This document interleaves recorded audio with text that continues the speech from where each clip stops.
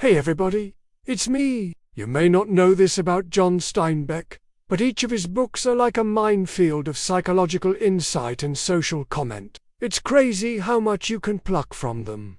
Alright, let's get into this. To the Shores of Fortitude is going to help you understand yourself better, because this book is a collection of essays written by Steinbeck during World War II.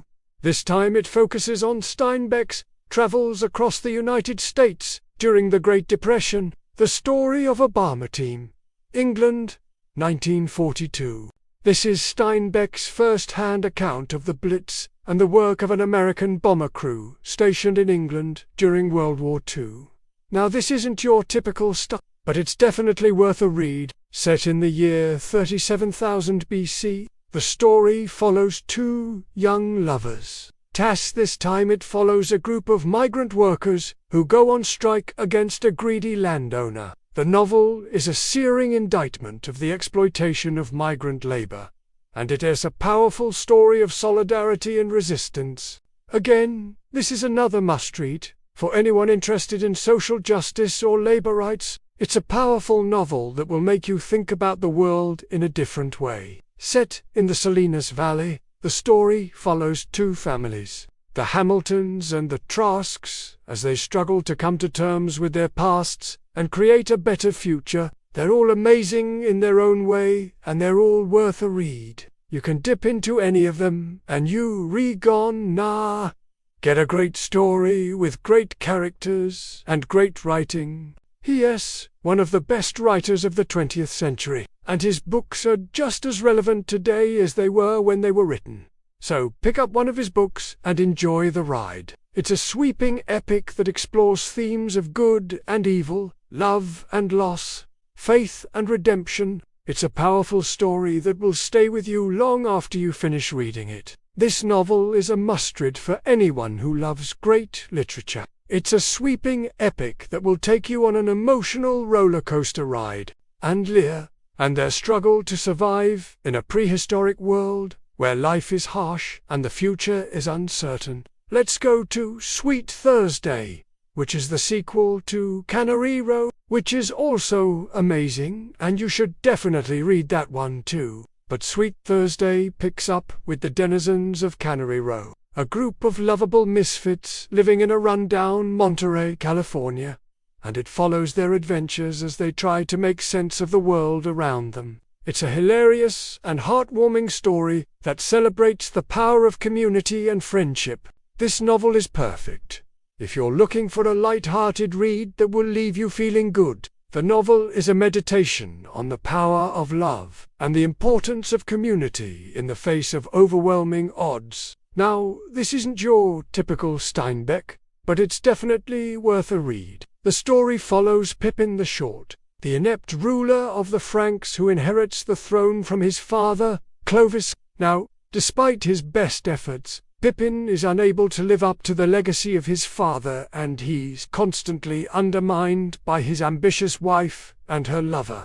The novel is a hilarious satire of courtly life and a brilliant exploration of the nature of power. This novel is perfect if you're looking for something a little different from It's a hilarious and insightful read that will stay with you long after you finish it. You know, I really recommend reading this if you want to push yourself and explore new genres and authors. This is a non-fiction book that Steinbeck wrote with his friend, marine biologist Ed Ricketts, who is also a character in Cannery Row. The book chronicles Steinbeck and Ricketts' travels along the Pacific coast of Mexico, and it is filled with beautiful descriptions of the marine life they encounter. It is also a meditation on the relationship between humans and nature and the importance of preserving the natural world. This novel is perfect if you're looking for something a little different from It's a beautiful and thought-provoking read that will make you appreciate the natural world around you. It's a unique piece of work, and it's a great addition to any Steinbeck reading list. It's an incredible story of bravery and resilience in the face of great odds. And again, it's super well written. If you like action, adventure, and war stories, this is for you. He sees poverty, homelessness, dust bowls, and migrants who are moving west seeking work. This is one of Steinbeck's earlier novels, and it tells the story of Joseph Wayne, who leaves his job in San Francisco to return to the Salinas Valley, where he purchases a ranch and tries to raise a family. Sounds simple, right? Well, it's actually a complex story about the relationship between humans and nature, as well as the difficulties of creating community. The Past of Red, which is a story set in the Salinas Valley in California, and it follows the lives of two migrant families, the Hamiltons and the Trasks, as they struggle to survive during the Great Depression. This novel is a masterpiece of American literature, and it explores themes of social inequality,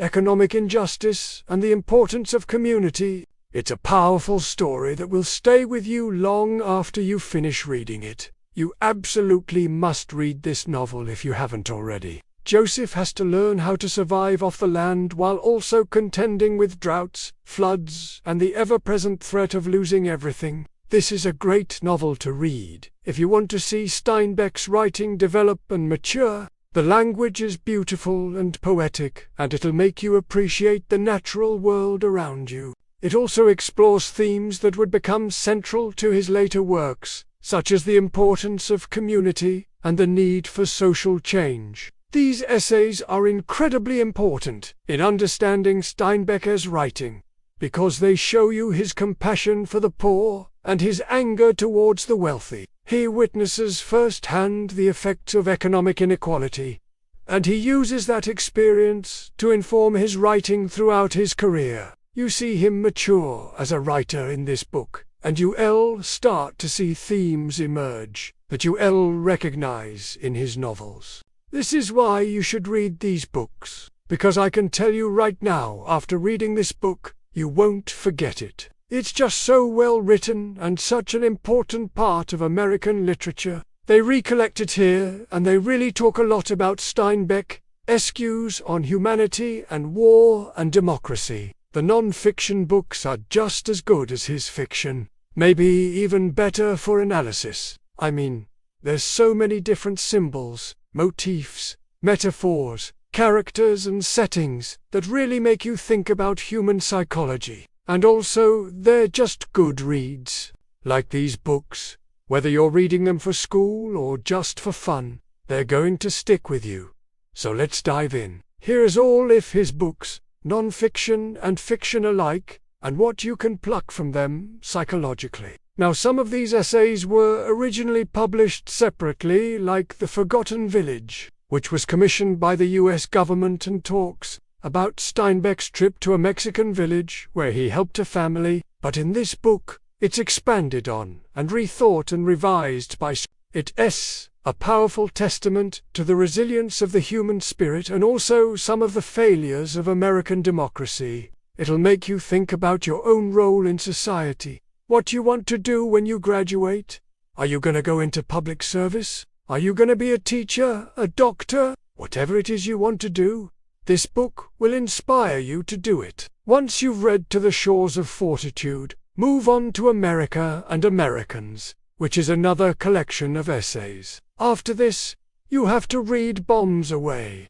And then we have the fiction, We Have to a God Unknown. Next up is Past a Billion Years, which is kind of a weird one, because it's a novella written in a science fiction setting. Alright, now it's time for one of Steinbeck's most famous novels. Okay, next we have In Dubious Battle, which is another novel set in the Salinas Valley during the Great Depression. Alright, let's keep going. Let's move on to The Short Reign of Pippin IV, which is a historical novel set in medieval France. Alright, let's keep going. Let's talk about The Log from the Sea of Cortez. Finally, we have East of Eden, which is often considered to be Steinbeck's magnum opus. So that's my recommendation for all of Steinbeck's books. Oh yeah, and before I go, here's a picture of Steinbeck and all his books.